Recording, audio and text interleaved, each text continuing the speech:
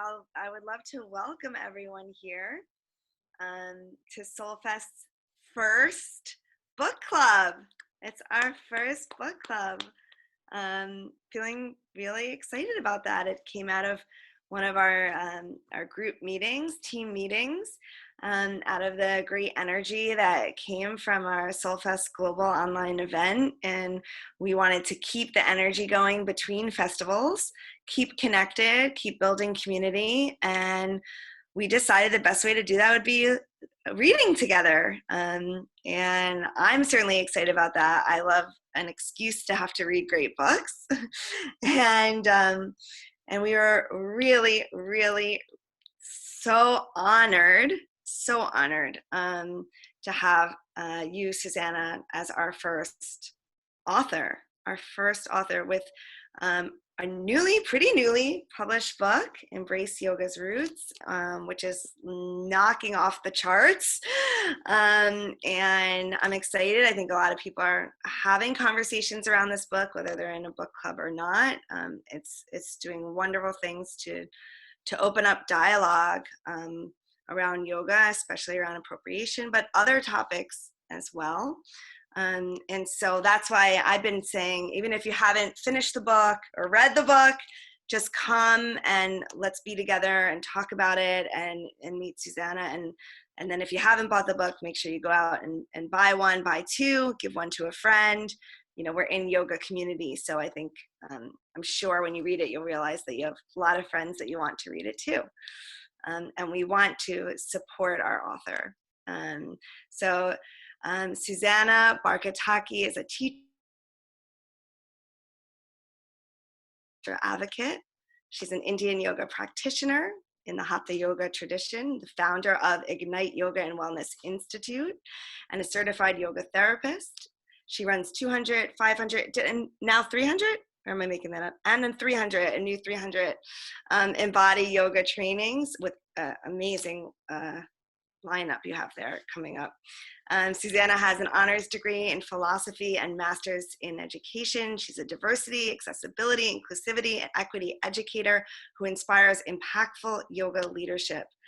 Today, she works to showcase yoga in action, spread the message of diversity and inclusion, and help people connect through yoga to live a happy, fulfilling life for themselves and others.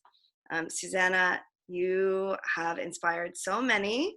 And like I said, I feel incredibly honored to have you join us today. I know you wanted to start off with, as you do, I took your Namaste course, and I know that's customary for you to help us to drop into the space to start off with a meditation. So I'd love to hand it over to you. Thank you so much to you, Lara, and to SOULFest, and to New York Yoga Life magazine, and just everyone for being here. It's such a joy to get to be here and be together. And I do love to guide us in a drop-in for a couple of reasons. One, because sometimes I'm like coming to a space so distracted by the things that it's nice to take some time out to just be with myself. And also because it brings us into one kind of accord, one energy field together, or a resonant field. And then also because I'm shy. And so guiding meditations helps me settle in so I can really be present and show up with all of you. So I love to invite the bell. This is a bell from Nepal. And I was guided and taught how to invite a meditation bell by Thich Nhat Hanh, who's a Vietnamese Zen Buddhist monk. And I like to name my teachers and where the practices that I share with you are coming from. So I'll invite the bell, and you can sit however you want, relax, close out any distractions. If you're doing other things, take a few minutes just to be with your breath, and we'll listen to the bell together.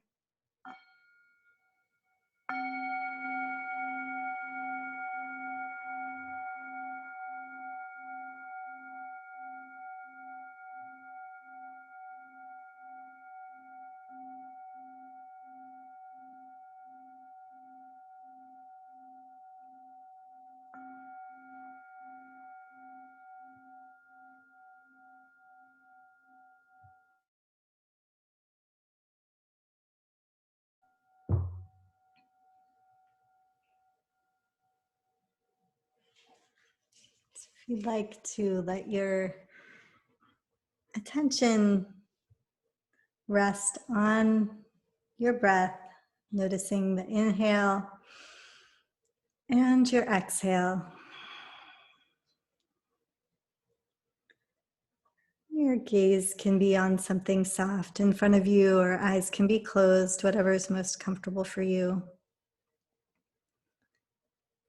And as you breathe here, we'll take a moment to notice our bodies and soften. With every exhale, letting go just a little bit more. And with every inhale, bringing awareness and perhaps a little bit of alertness, lengthening through the spine. And exhale, releasing and feeling the support of the earth. Inhale, aware. Exhale, release.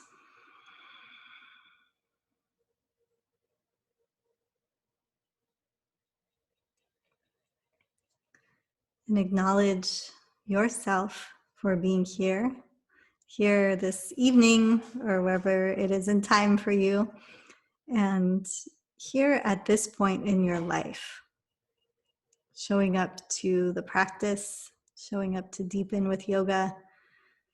Each one of us has our own completely unique journey, but one thing that we likely share in common with the folks in this space is that our lives have been touched by yoga, and that's a very precious thing. So thanking yourself. And then I invite you to call to mind your teachers. And that might be one or two, or maybe you've had many, many teachers. So calling those teachers to mind, whether they taught you asana formally, yoga asana, the physical practice, or perhaps you've had teachers who pop into your mind who wouldn't even necessarily call themselves yogis or yoga teachers, but they've shared ethics and how to be or how to live a spiritual life or an integrated life.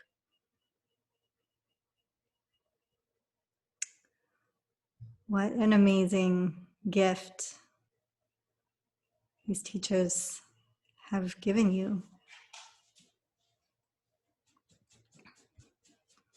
And so in your way, thanking your teachers, smiling, sending care,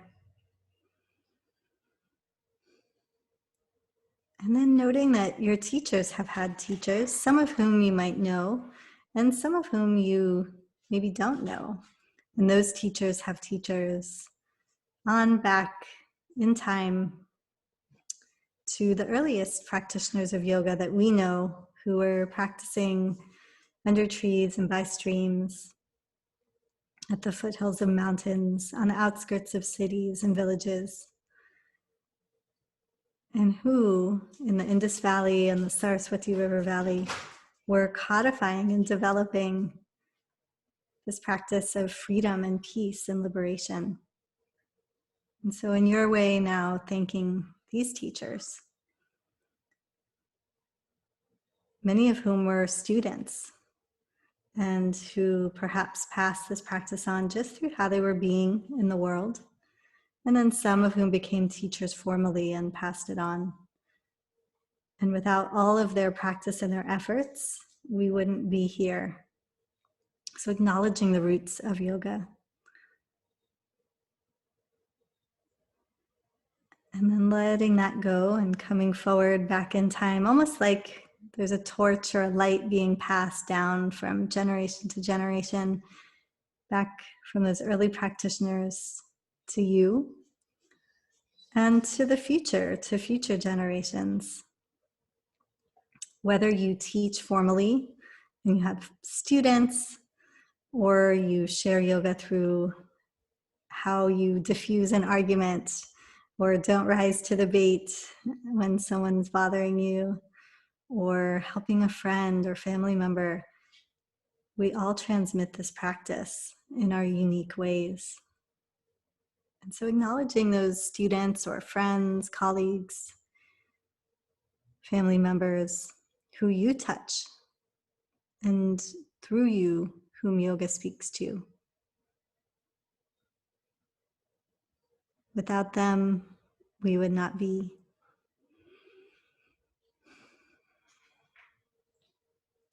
And without us, they would not be exactly who they are. And so thanking them, letting them go, and then coming back to yourself right here in this moment, right now, tuning in once more to your body, to your heart. And then we'll close by bringing the palms together, if you would like, at your heart. And we'll sound the chant of Om. And the sound gone beyond. Ah, creation. Ooh, preservation. Transformation. And the whole sound and symbol together, gone beyond time, space, form. You can take a deep breath in fully and a full exhale. And then a full inhale.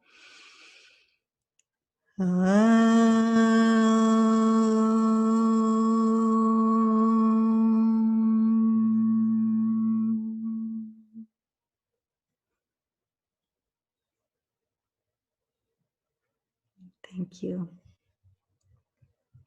As you come back into the space, I'd like to take a moment just to move, to stretch, to look around.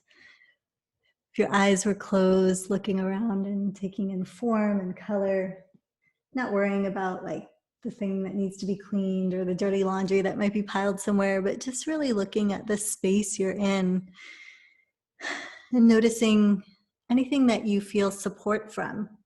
You may be surprised or not have noticed that you felt support from the wall or the ceiling or the electricity that lets us be together in this way. And then we'll come back to our circle.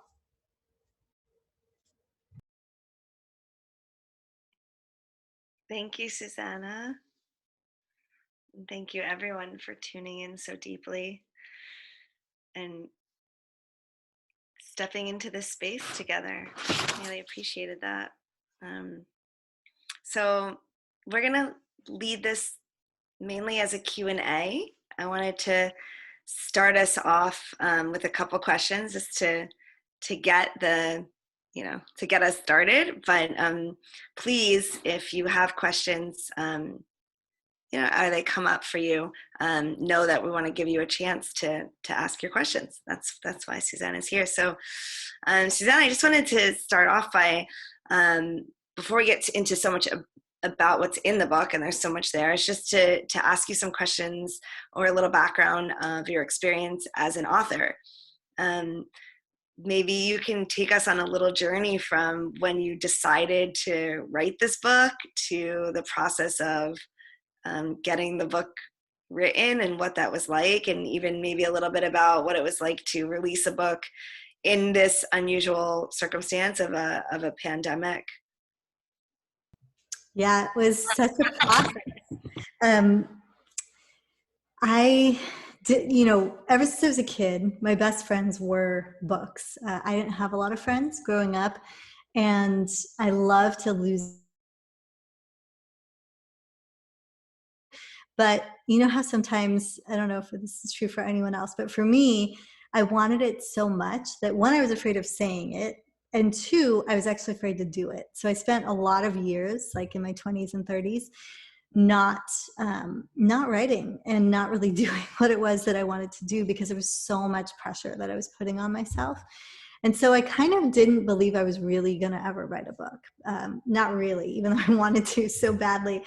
And this book came from actually going to my aunt and uncle's house one holiday, and I had just started to go deeper into practicing yoga and studying yoga and learning about where it had come from. And I'd come back from India, and I went over and I asked them, you know, and I was excited, like, oh, tell me about what you learned about the Indus Valley Civilization and the Saraswati River Valley Civilization and the people from whom this practice sprung. You know, it was like there were organized cities, I knew that, built on grids. They had back then, and this is like 2,500 years ago, they had what seemed like health centers.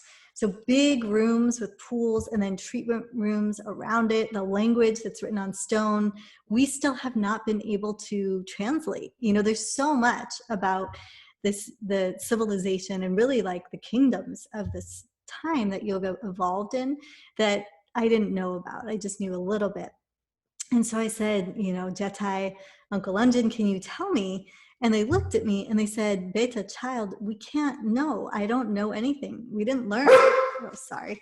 They let my puppy out because my son is here, I think. Um, but we didn't learn about any of that. We learned about British battles. We learned about the British Empire, and we can't tell you. And so I knew there was something missing because my dad was born the year that India gained independence, and my aunt and uncle were born under British colonial rule, but only by a few years. So they had grown up in a free India, first generation though of free folks. And then I asked my cousins who are my age, you know, contemporaries, and they said the same thing. And so that got me to realize that the stories we tell and the perspective of history that we have is so easily altered. Thousands of years of history, thousands of years of culture was erased in a couple hundred years of colonization. Oh, you're upset about this too. I'm gonna let her out. And I'll be back in 1 second.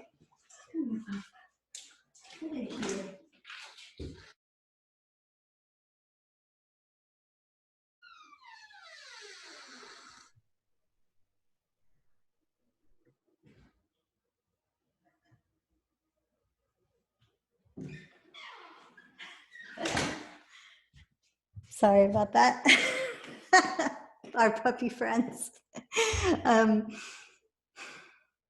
So I kind of had a fire under me, right? It was like I could get out of my own way because then I wasn't really writing for me anymore. I was writing more for the story of my ancestors and the story of my family and of the yoga practitioners who couldn't and hadn't been able to tell their story. And then I had something I've been writing for a while, submitted it to a publisher, and they said, first of all, we're not going to publish this. There's too many personal stories. It reads a little more like a memoir. And second of all, you need to take out the words colonization. I was like, okay, this isn't going to work. So I was kind of deflated and back at the drawing board a little bit, and decided I've been a teacher my whole life. I've taught history and English, high school and elementary school. So it's like, all right, I'll turn it into a workbook. I can do that. I know how to make, you know, usable text that people can go to and find information and like ask questions and, you know, work through. So I turned it into a workbook. Again, felt more comfortable. I was more in my zone area where I felt like I could successfully do that. And as I turned it into a workbook, it kind of grew and grew and grew. And I realized, oh, honey, this isn't a workbook. This is a book. Like, you can't have a 200 whatever 50-page workbook. I mean, I guess you could, but and then the pandemic hit, right? So it was like, what do I do? Okay, well, I'm still going to get this out. And during that process in time, the book was originally called Honor Yoga's Roots. And that was a phrase that I had been using since I did the Honor Don't Appropriate Yoga Summit. And I got a trademark complaint about the title.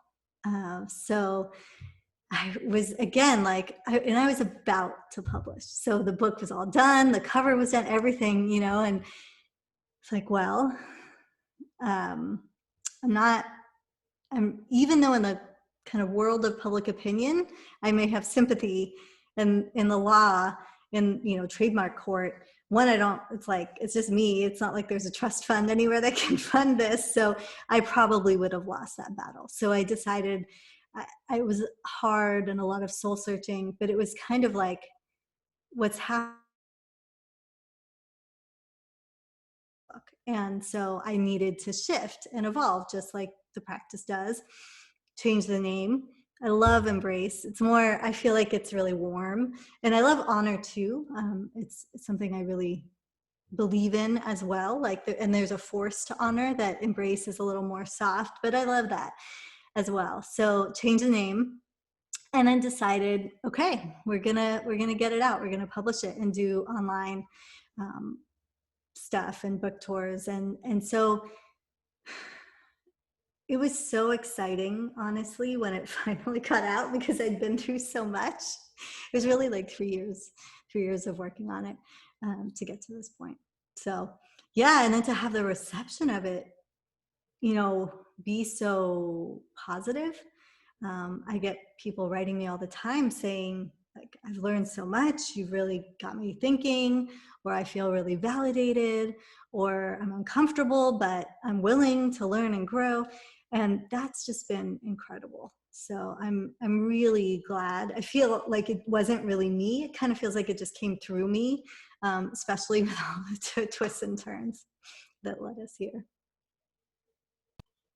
Well, we're glad you got it out. Not easy, especially during a pandemic, but like you said, like adapting.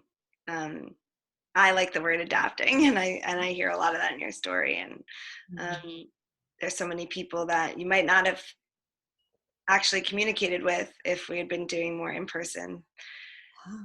Yeah. So I have one more question for you before I open it up to the group. Really personal question. I was reading the book, and I was expecting a lot of sort of the story that you told about your family and India and history.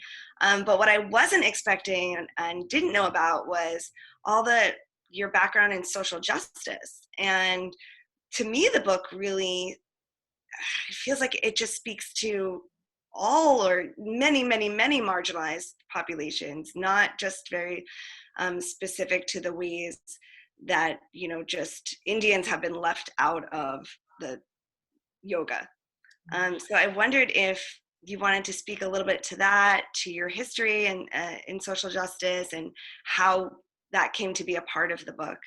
Yeah, absolutely. I mean, honestly, so I grew up in LA, and we had moved there from England, which is why I sound like I do. I grew up in the Valley, so I sound more like a Valley girl than like I'm from England. But we moved because of racism and discrimination against mixed race families and Indian and Pakistani families. And when I moved, both institutionally and the schools I went to public schools in Los Angeles, and like just in the neighborhood and in the community. And so when I was growing up, I was sort of politicized by the very nature of just living in the body that I lived in as a brown person, as an immigrant, sometimes specifically around being Indian, like if I was wearing a bindi or a salwar kameez or a sari and had come from puja or some kind of particular event, sometimes I would get like harassed or names would be called. And all of that, I think, informed who I was. And so I grew up like knowing something wasn't right. I internalized a lot of it. I felt like, and that's part of, I think, where my shyness comes from, like feeling like I wasn't worthy or I wasn't enough, which I think many folks, for various reasons, we internalize these messages that we shouldn't talk or we shouldn't speak. Those, socialized as women, I think sometimes we get those messages, or folks of color, queer folks, folks of different abilities, different body sizes and expressions. And so I was kind of there when I met some really good friends in the school that I had gone to, so the high school I had gone to, and then was the school that I came back to teach at right out of college. And those friends were like Patrisse Cullors, who, if you don't know, is one of the co-founders of Black Lives Matter. and has a book called When They Call You a Terrorist, and a new book called, I think it's the Abolitionist Handbook. Mark Anthony Johnson, who works for Dignity and Power Now in LA, which works around like the criminal justice system and bring dignity to families and civilian oversight, and a number of other folks. And so we were just like young people. Some folks were getting kicked out of their houses. Some folks were dealing with police violence, being targeted for being queer, for being folks of color. So we came together to support each other, really, like with art, with music, with healing, with our spiritual practices. And it was that group. We met every month, and sometimes we do like an art show or a community event, or just meet. But we'd always start with some kind of spiritual space, and I was always bringing yoga or meditation. But I didn't really like trust myself as a teacher or as anything really. And they said to me, so it's those friends who were like, you need to go into your ancestral practices more deeply. This is part of you, and we want to see you thrive and bring this forward. And it was so powerful, when you have those friends who see you for who you're becoming, not just for who you are. And they kind of, because of that community, I then studied Ayurveda, went to India. I was always actually going to go back to India, but I had the kind of like support of community to uplift me in this growth. And along all of that time, we were doing, like Juneteenth events or different events to support folks in the community who were dealing with different justice related issues. And so my whole life kind of was intertwined between social justice and yoga practice. And so that's where that perspective comes from. And being an immigrant, growing up in the West, I really wrote this book for us in the West. It's not directly a book. It would be a very different book. And also, I wouldn't be the one to write it, which would be around yoga and justice in India. I think that would deal with fundamentalism. It would deal with oppression of religious minorities. It would deal with caste oppression, which I touch on and bring up a little bit, but that's not where I've lived. And so it's not the communities that I can speak to, but can I speak to some extent to what it is to be a person of color or a queer person in the United States? Definitely, because I've lived it. And also because that's been the community I've been around. And so when I wanted to write the book, I did think long and hard, like, am I going to go for it? And I didn't. I feel like I went pretty direct, like yogis and white supremacy. It's just like, we're just going to call it what it is. And intentionally to bring the conversations out so we could actually deal with the separation and then move more towards the healing, which is, we're all here. At least I know I'm here because yoga has brought me so much healing. And I think many of us are called to the practice and want to share it because it brings us so much healing. So that's what I was hoping to do, is bring out that justice foundation of yoga that's throughout yogic history, from even like Arjuna and the Bhagavad Gita, Buddha, right? Like all of these practitioners that, although they may not have officially called themselves yogis, they wouldn't have had those words, maybe, or they might have. We don't fully know, but they were practicing ahimsa. They were living the life that they could for their own sovereignty and others. And so to me, it just made the most sense to bring that out for today.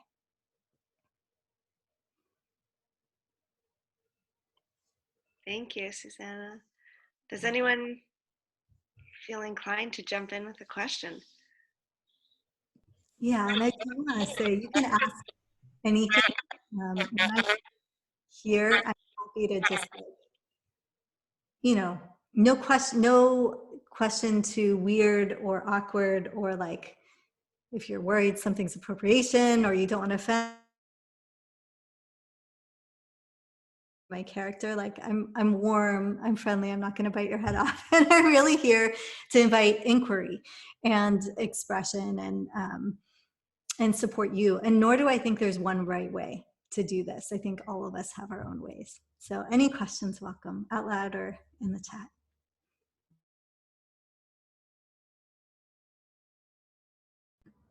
I just want to say thank you, because you, you post very informative content that either I didn't know about, or I didn't see it that way. And one of the things that you brought up a couple of days ago was what you mentioned just earlier, ahimsa, which I am aware it means non-harm. And, when I first started practicing yoga, it was about, being peaceful and finding peace. And everybody has this visual of a peaceful yogi or trying to find its center. But you brought out a quote in there that I was that I said, whoa, I totally get it. Just because it means that ahimsa is about not causing harm, it also means about not allowing harm to happen as well. And that was so impactful. So thank you for that, because it does mean that it's not okay to treat others unfairly. It's not okay for to ignore it, and to speak up in your community, in what you consider not just words, but actions. So I just wanted to say thank you for that, because it was a different way of communicating it. And it actually gave me the confidence to say, okay, I don't have to approach things so peacefully. I am upset about something and I want to say it, and I'm trying to find the right language to say it without harming anybody else on it. So so yeah, I just want to say yogis have that context about being kind and fair and peaceful. And sometimes we're upset. So how do you best communicate when you're upset and feeling that way without causing any harm? Thank you, Ingrid. I love that, and can so relate to that, because on a personal level, I also struggle with that sometimes, and I sometimes joke to my friends that I'm like, I have a spiritually bypassing personality. Like, I'll jump to see the positive, which is great, except when it's not, and my friend just needs me to be there. And so one of the practices I've been taking on is being like, yeah, it sucks, just saying like, that sucks. Like, and so, so in that same way, as practitioners, like what I am trying to do for myself as a friend on a personal level is, we don't, just because we're yoga practitioners doesn't mean, and I know maybe anyone who practices or teaches yoga here, like how many of your friends have come at you with, aren't you supposed to be a yogi? When you're grumpy or say something snarky. It's like, yeah, but we're human. And when I think of all the teachers I've had, like, they have big personalities, big opinions, and they're warm and loving until you cross that line, and then they're like firm and they draw the line and they'll let you know where you've crossed it. And so coming back to the philosophy piece of it, ahimsa is that first tenet of living our yoga as how we can be with others. Embedded within ahimsa is non-harm for ourselves, but also making sure that ahimsa, the possibility of practicing yoga, is there for others. So how can we do that if other folks don't have access to peace, or don't have access to basic needs that they need or that would support them in practicing? And so it's kind of this like ahimsa, and then I think of the niyamas, Ishvara Pranidhana, the last of the niyamas, which is really devotion to sovereignty. And so they tie together, because ahimsa is a path to sovereignty, and Ishvara Pranidhana is another. It's like the sovereign self, like one being almost like one's most self-realized self. And when we're in that space, our role is to also support ahimsa for others. So it's in the philosophy, as well as also, like I think of Gandhi and the nonviolent practitioners and all the ways that yogis have shown up throughout history to try to create more equity. And there were even militant yoga practitioners and yogis under colonization that literally would disrupt the trade routes and would throw spanners or like interrupt the cargo that the British East India Company was trying to take out of India and ship back to England. And the yogis were the ones who disrupted that, right? So that also got me thinking, oh, right, like not harm, not physical harm, like they're not doing bodily harm, but they're using means that I wouldn't have even thought of as nonviolent, but that it's nonviolent for a bigger aim. And whatever our opinions are on that, it's an interesting perspective that yogis did that.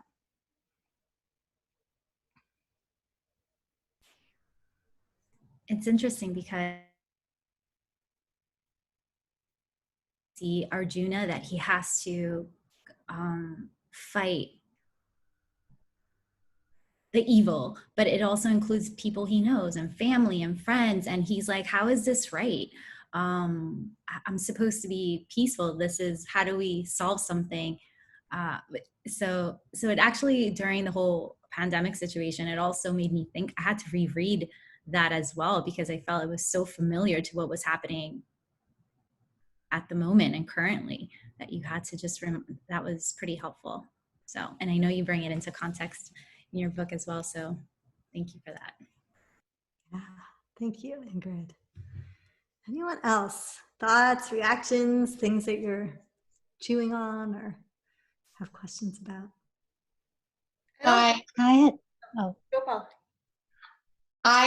first, let me say I have not read the book yet, but it's the first thing I want to do. I'm so excited to read it once I finish the stack on my bedside table. But everything that you share is also, to me, super enlightening, and like everything I've been feeling for a very long time but never had the language for.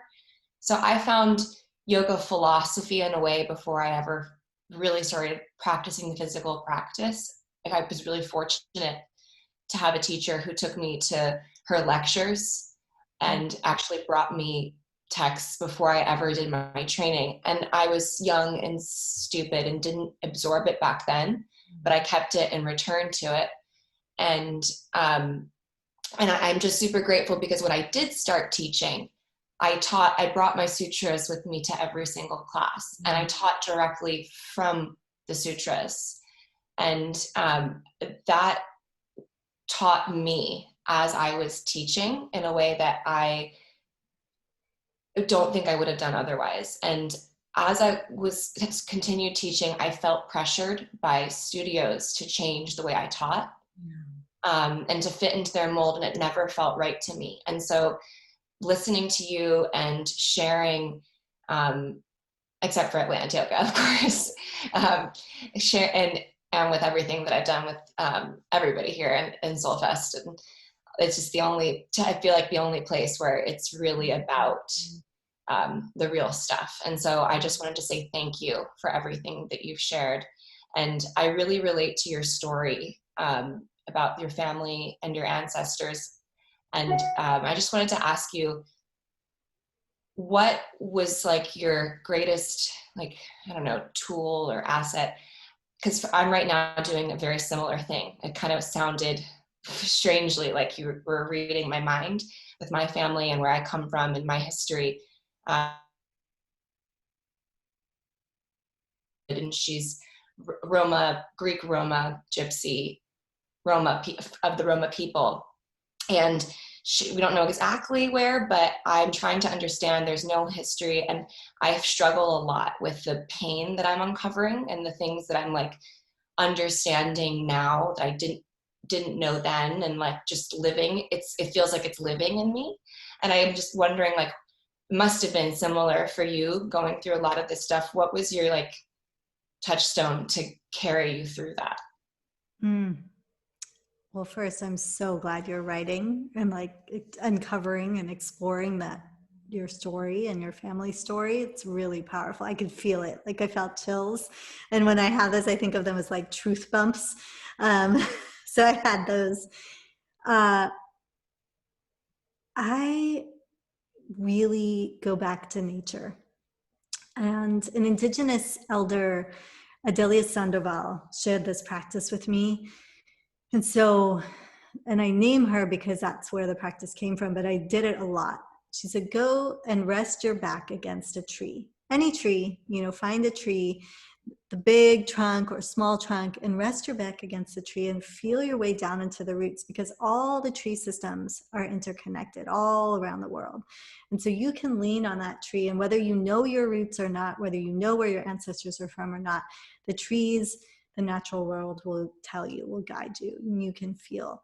And so I often would go and lean against, there's an oak tree in my front, the front of the house here where I live, and I would lean on that tree, and I would just, sometimes I'd be like crying and releasing, and other times I'd be filled with, nourishment or joy or inspiration. And I let myself have, I think sometimes I can rush a process, but I really let myself have the space to go through times of mourning, go through times of excitement, go through times of fear, go through times of doubt, and let the whole story come through with that tree. And it was kind of like tree and journal for me. I'd go back and forth. And my writing process, just in case anyone is wanting to write, I loved learning about different people's writing process and just seeing what worked for them.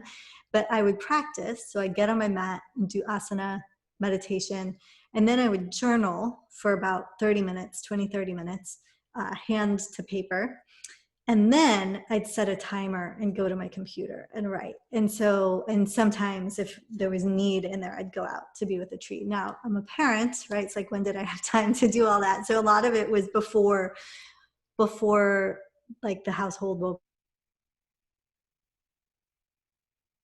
when going out of the house for school was a thing, at least in where I am.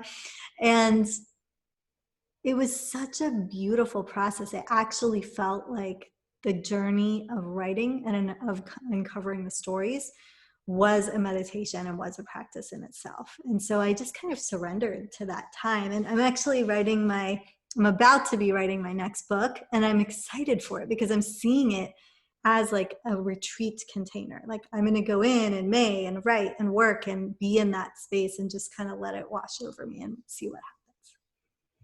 Thank you, Paula. Thank you so much. I just was like adding my notes and I'm so grateful for your response, and I am about to dip out to teach, so I could not be better timing. And thank you guys. Please, everybody, I hope you feel my love. I hope to continue the conversation and join next time as well. Take care. Thank you. Have a great class.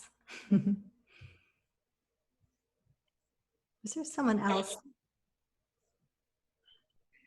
Susanna, I was just gonna say that I loved your story of the process of creating the book, that it wasn't, I made a book and it was done, yay. Like, you had struggles and they were real, and there could have been a lot of times. And I know when you said the whole trademark and I felt that, I felt, oh my God. And just the fact that you kept going through, I just wanted to say kudos and congratulations, because I know it was a short story, but I know that while you were going through it, it was probably intense. And thank you for plowing through all that and giving us this gift. So I just wanted to say that.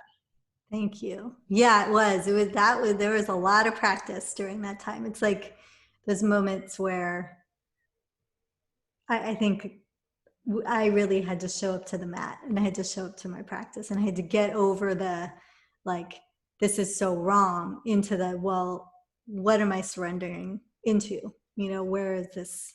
What is going to come out the other side of this? And then just trusting the timing. Like, I was delayed for 6 months, and but all of it was quite a process. And the beautiful thing too is I'm in conversation with the folks who even brought that concern forward. And so for me, that's like part of the healing, is understanding that no one intends to appropriate, right? No one sets out.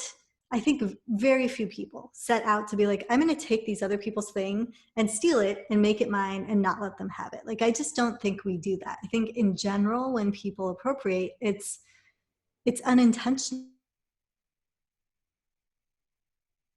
and deeper, and they're kind of go into a path. And unless there's a beautiful community like the SOULFest community that can kind of be one where people are asking questions or bringing in a more authentic practice, someone can be way far down the line, really deeply entrenched in yoga, say yoga as fitness or yoga asana only. And then someone raises an issue of appropriation and they're like, oh, no, not me, because they're so invested and their own life has been so touched by it. And I really have a lot of empathy for that, because it's not about taking away anything from others. It's more about how can we use our privilege and our positionality and our power to uplift everyone and be more inclusive. Yeah. Hi, can I ask something? Yeah. Sorry. Hi, Laura, by the way. Yay. So thank you so much. I'm been following you for a while. I'm about halfway through with the book, so I haven't finished it all the way. And it's kind of a great segue that you just mentioned, kind of this idea of being really entrenched in these communities of, you know, you could say like hardcore yoga people, and kind of these issues of appropriation in those spaces, which are spaces that I'm a part of. But I'm also curious if you have any just thoughts, or I don't know, maybe like quick tips about people who aren't in our communities, and aren't people that are teaching and practicing. So I encounter so many little examples of these awkward moments of like cultural appropriation as it pertains to yoga, from people who maybe aren't, you know, practicing. I had one recently with some friends that are new friends that were just, anyway, it doesn't matter the details, but I always I feel very comfortable in the yoga spaces and redirecting things with people who are like, you know, in the know. But if you don't know anything and your first examples of yoga are these strange kind of, I don't know, goat yogas or wine yogas or anything, you know, I always kind of choke up when I'm encountered with those. So I was wondering if you could kind of say anything about that. Yeah, absolutely, Dana. That's such a great question. I mean, I think a lot about, because the other side is we don't want to be, and I know some people think of me this way, and I just have to like wish them love. We don't want to be the cultural, you know, appropriation or the yoga police. Like, that's not what this is about. And we don't want to put ourselves up and make someone feel small or, you know, not smart for what they know or don't know. And so I try to, in those moments, I'm just thinking, yeah, it's like someone reached out to me recently, really excited.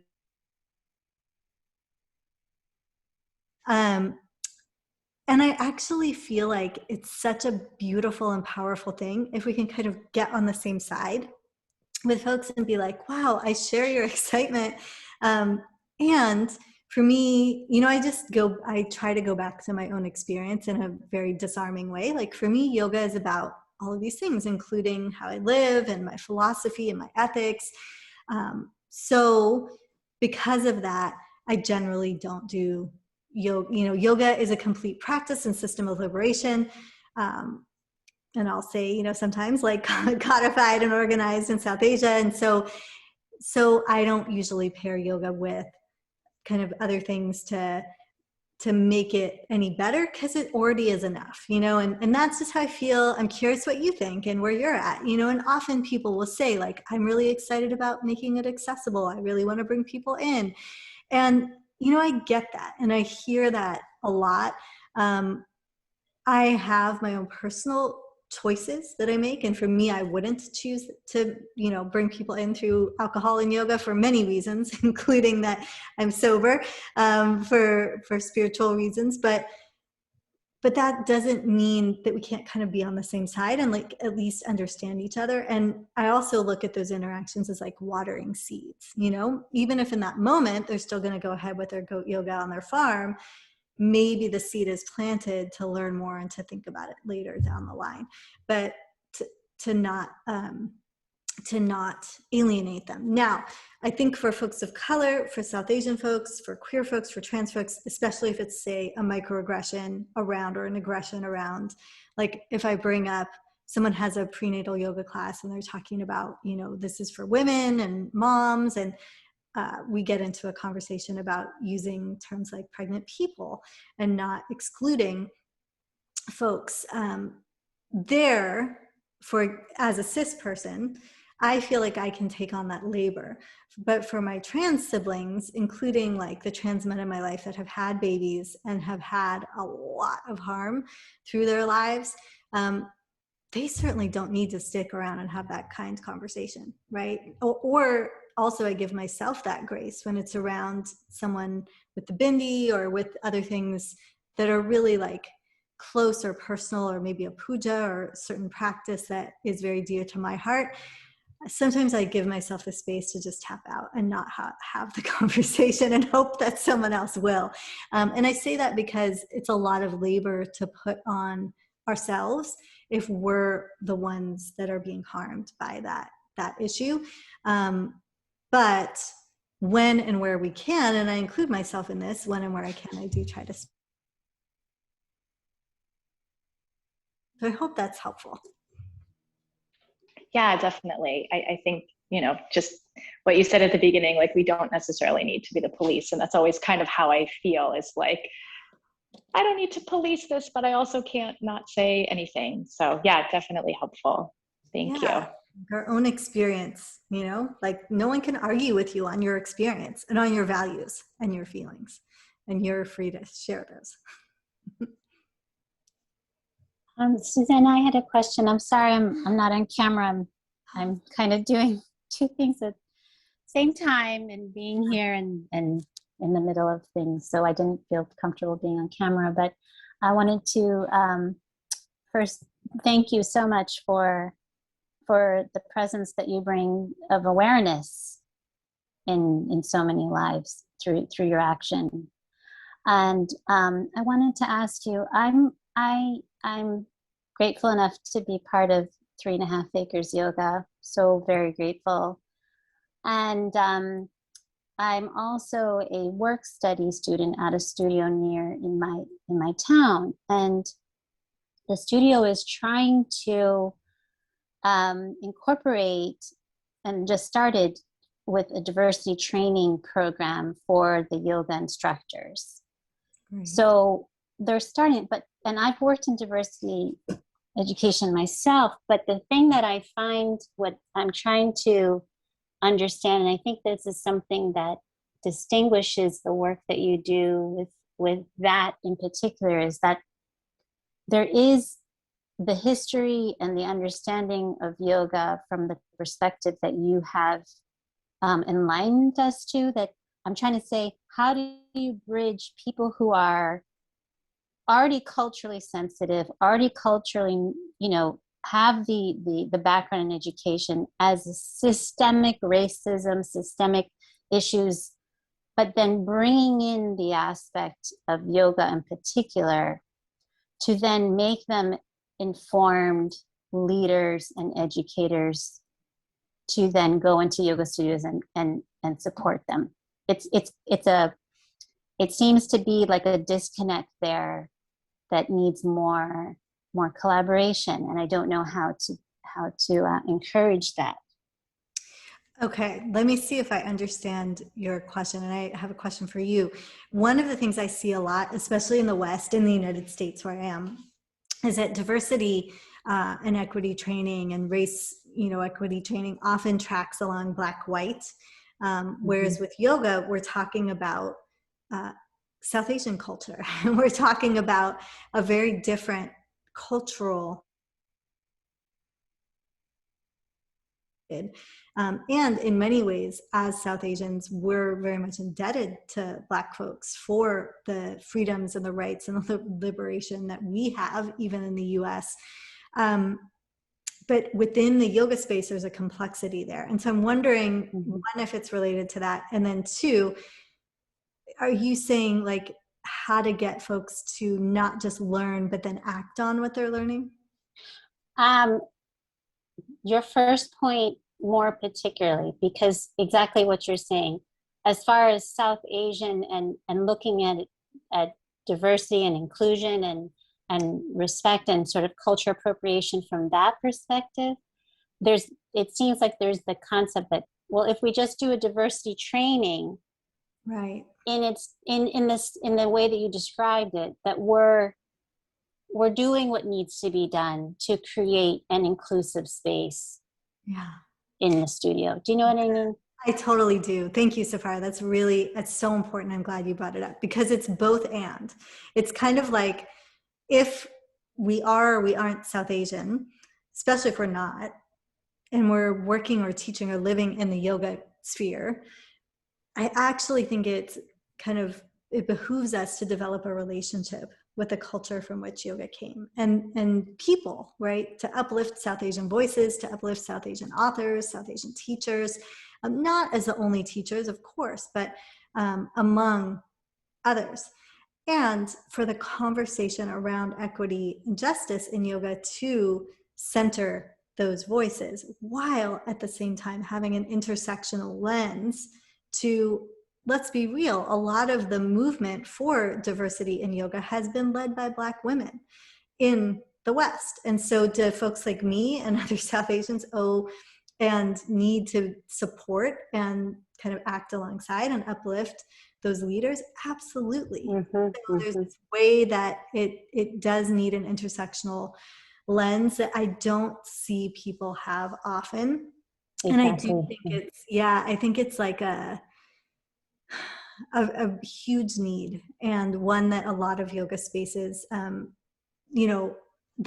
the South Asian voice, the Desi voice, Desi means diasporic, is rising and is getting stronger. And there are many more of us speaking out and sometimes not so gracefully and misunderstanding those intersectional things as well. So my job is to kind of educate my community, other Indians and South Asians, around how to be respectful and intersectional.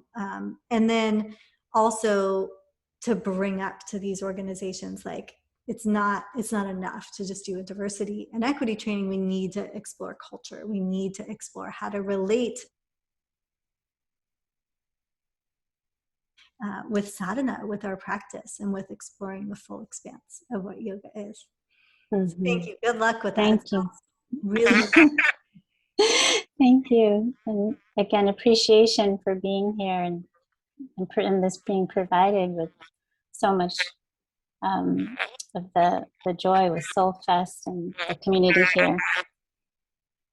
Thank you, Safara, for your question, and everyone who spoke up with their questions. I know sometimes it's not easy, and thank you, Susanna, for starting off by inviting us into that openness of being able to ask any questions. It's so important, and I think that's really why people are gravitating toward you, especially at this time where it can be really sometimes scary to ask real questions that we have about these issues without fear of, being ostracized. So thank you. I think you create a really open space for all of us to grow. I want to be respectful of your time, which I know is, also part of the practice and something that you talk about, and, you've graciously offered this time today. Really appreciate it. I want to encourage people again to make sure that you're getting a copy of the book. Let's take a picture. Yeah, let's do a photo. Anyone who has their book, you can take the picture. I want to hold my book up. Hold your book up. Hold your books up, and if you're open to it, come on screen for a second. We'll do it. Oh, this is so. You realize I have not seen the book out. Oh, good. Look at that. Oh wait, take a picture though. Yeah, no pressure, but if you feel like coming on for a sec, that would be really nice. Hold on. Give a big smile. I'm doing a screen. I'm doing one, Yana. Okay. 1, 2, 3. Awesome. Yeah, and make sure you buy the book, buy a couple copies, share with friends. Let's support Susanna and make sure that this book gets made in audio and translated into all the languages. And it's so good. It's not the kind of book that you just read once. It's really, you did make a workbook. You did. It's a book and a workbook in one. So it's definitely the kind of book that you keep coming back to and revisiting and reflecting on. Let's make sure people know where to find you and follow you. I think Jana and Ingrid have been sticking that in the chat. Before I do some closing SOULFest remarks, is there anything else that you wanted to say, Susanna? It's such a joy to be here. So thank you for having me. Thank you so much. I'm just going to stick in the chat that SOULFest also has a COVID relief program. We've been sponsoring teachers, whose income have been affected by COVID, to create yoga videos. So they live on our site, and you can have yoga for free off our site by helping to sponsor those teachers to be in work. And Dana, who spoke earlier, she did a video that's on our site. So if you want to contribute and help a teacher in need, we appreciate that. I also wanted to let you know our next book for next month is going to be Trust Your Truth. It's also a kind of a workbook. So we'll be working together on ways to connect with what the body is telling you, tune into and tap into any kinds of messages that we're getting from our system, and be able to live in and speak our truths. So we'll be sending out more information about that. I think that's going to be on April 22nd. And then Jana's going to announce a couple other events coming up. Jana? Yeah, if you love books and love other things, we're also doing a gardening workshop with Quentin Vinny, who is an amazing person. We met him through 2 years ago, our SOULFest event. So he's going to be talking about reconnecting to the earth in honor of Earth Day. You don't need a garden for this. You just need an open mind. If you have a pot or a plant, we're going to make it inclusive to everybody. So we'll hope you'll join us. That's going to be more information on that, the exact date. It's going to be in April. And then for Mother's Day, we're going to be doing a cooking class. So we'll be doing vegetarian cooking with Tebay, who was also one of our SOULFest guests, who, if you've ever met Tebay, if you look at him, you just want to smile. So it doesn't even matter what he's saying. He makes you smile. He's a beautiful person, and he will be leading our cooking class for Mother's Day. So we're super excited. In addition to our book clubs, we want to connect with you all through the year. So that's it. Yeah. Great. Well, I think that concludes our first SOULFest book club. Thank you all for being here. We will also make a recording available. And please make sure that you're following Susanna, following SOULFest, and opening your emails. We try not to send too many, but we'll be sending some follow-up and some links for those upcoming events. We appreciate you. Have a beautiful, beautiful night. Take it with you. Spread all this good yoga knowledge. Good night, everyone. Thank you so much. Good night. Thank you.